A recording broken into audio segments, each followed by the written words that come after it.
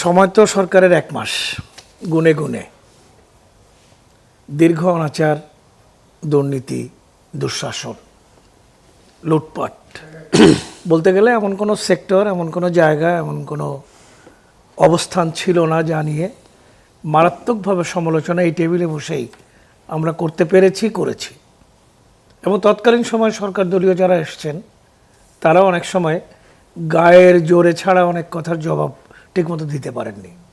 আলহামদুলিল্লাহ আজকে এখানে বসে অন্তত মোস্তফা ভাইয়ের মতো অত্যন্ত চমৎকার বিশ্লেষণধর্মী একজন বক্তার বক্তব্য থেকে চলমান সরকারকে সরাসরি আক্রমণ করার কোনো সুযোগই তৈরি হয়নি যে এখন ভাড়ার বৃদ্ধিটা এত বেশি লক্ষণীয় যে যে যা বলছে তা হচ্ছে না।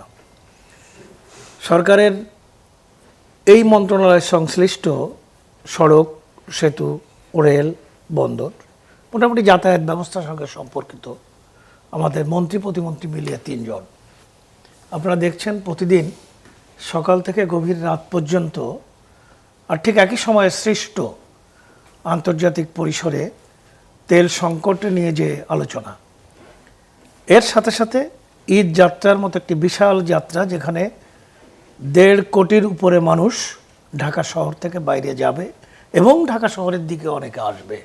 এই ব্যবস্থাপনাটাকে একটি চমৎকার জায়গায় নিয়ে যাওয়ার জন্য তারা যেভাবে ছুটছেন, এই 3 জন মন্ত্রী, আমাদের শেখ রবিউল আলম আমাদের খুবই পরিচিত মুখ, আমাদের অন্য 2 জন মন্ত্রী হাবিব ভাই, রাজীব, এরা সকলেই প্রাণান্তকর পরিশ্রম করছেন। সকাল বিকাল দুপুর রাত এই এখন রেল স্টেশনে একটু পরেই দেখতে পাচ্ছি বসিলায় নতুন একটি লঞ্চের যাত্রার স্টেশন করে সেখানে কিছুক্ষণের মধ্যেই সদরঘাটে, তারপরেই আবার তারা এসে দাঁড়াচ্ছেন বাস স্ট্যান্ডে। এই যে বিরতিহীনভাবে তাদের পর্যবেক্ষণ, মনিটরিং, এটা এমন একটা জায়গায় নিয়ে গিয়েছে মাইক্রোস্কোপিক দৃষ্টিভঙ্গি ছাড়া কোথায় কোথায় বেশি ভাড়া নেওয়া হচ্ছে এটা নির্ণয় করা কিন্তু খুব কঠিন। এর মাঝে মধ্যে যারা ভাড়া নেয় এরা তো কাউন্টারে বসে নেয়।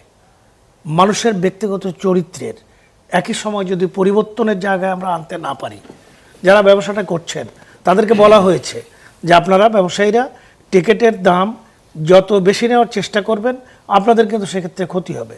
এবার একটা জিনিস খেয়াল করবেন, যা টিকিটের হার বাড়িয়ে দিলে তাদেরকে জরিমানা করা হবে, এই জাতীয় দৃষ্টিভঙ্গি নিয়ে কিন্তু সরকার চলছে না। চেষ্টা করা হচ্ছে এই কাজটি তারা যাতে না করে, নৈতিকভাবে তাদের এই চিন্তাটা এমন একটা জায়গায় আসুক যাতে তারাও ঈদ আসলেই যাত্রীদেরকে জিম্মি করে তাদের পকেট থেকে পয়সা বের করার যে প্রবণতা, ব্যবসায়িক প্রবণতাটা যেন তারা বন্ধ করতে পারে। আমাদের মাননীয় প্রধানমন্ত্রী জনাব তারেক রহমান সাহেব সার্বক্ষণিকভাবে একই সময় যেমন তার প্রশাসনিক দৃষ্টিভঙ্গি, একই সময় তিনি এই নৈতিক দৃষ্টিভঙ্গিগুলোকে নিয়ে মানুষকে সজাগ করার চেষ্টা করছেন, মানুষকে ঐক্যবদ্ধ করার চেষ্টা করছেন, মানুষকে চিন্তা করার একটা পদক্ষেপ নেওয়ার চেষ্টা করছেন যাতে সকল যারা সংশ্লিষ্ট এই বিষয়গুলোর সাথে, যাত্রী, পরিবহন মালিক, শ্রমিক, চালক, প্রশাসন, সকলে সম্মিলিতভাবে যাতে এই ঈদ যাত্রার সুযোগটি নিয়ে একদিকে যেমন টিকিটের মূল্য বৃদ্ধি করতে না পারে, অন্যদিকে যেমন যাত্রা নিরাপদ এবং নির্বিঘ্ন হতে পারে। আর তেল সংকটের যে প্রভাবটি পড়তে চাচ্ছিল সেই প্রভাবটি যাতে মারাত্মকভাবে আমাদের উপরে এমনভাবে আশ্রয় না পড়ে যাতে বাধ্য হয়ে যায় সবাই এই তেল সংকটের কারণে মূল্য বৃদ্ধি। এখানে যে কোটার ব্যবস্থা করা হয়েছিল তেলের ক্ষেত্রে সেটা তুলে দেওয়া হলেও অনেক জায়গাতে চাহিদা মতো এখনো জ্বালানি তেল মিলছে না বলে অভিযোগ রয়েছে। এই অভিযোগগুলো কিছু কিছু থাকবে না তা নয়, আমি একটু আগেই বলেছি অভিযোগগুলো যেসব সেক্টরের বিরুদ্ধে করা হয়, তেলের প্রতিটি পাম্প তো ন্যাশনালাইজড পাম্প না, এখানে গভর্নমেন্টকে আমরা দায়ী করতে পারি না। দায়ী কারা? আমরা যারা ব্যবসা করি, তেলের পাম্প নিয়ে যারা বসে আছি, প্রতিটি পাম্পে সার্বক্ষণিক মনিটর করে যে তোমার তেলের এখানে কতটুকু তোমার কাছে জমা আছে এটা দেখভাল করার মতো লজিস্টিক সাপোর্ট, জনবল সরকারের এত থাকে না, নেইও আমাদের মতো দেশে। ফলে ওরা কতটুকু তেল রাখছে তাদের কাছে এই হিসাবটা তাদের করতে হবে, তার উপরে বিবেচনা করেই তাদের দেখতে হবে যে আমরা কৃত্রিমভাবে কোনো সংকট সৃষ্টি করে আবার নতুন করে পয়সা নেওয়া বা সরকারকে বেকায়দায় ফেলা বা সমালোচনা করার মধ্যে কোনো জায়গায় নিয়ে যাওয়ার ব্যবস্থা গ্রহণ করি কিনা।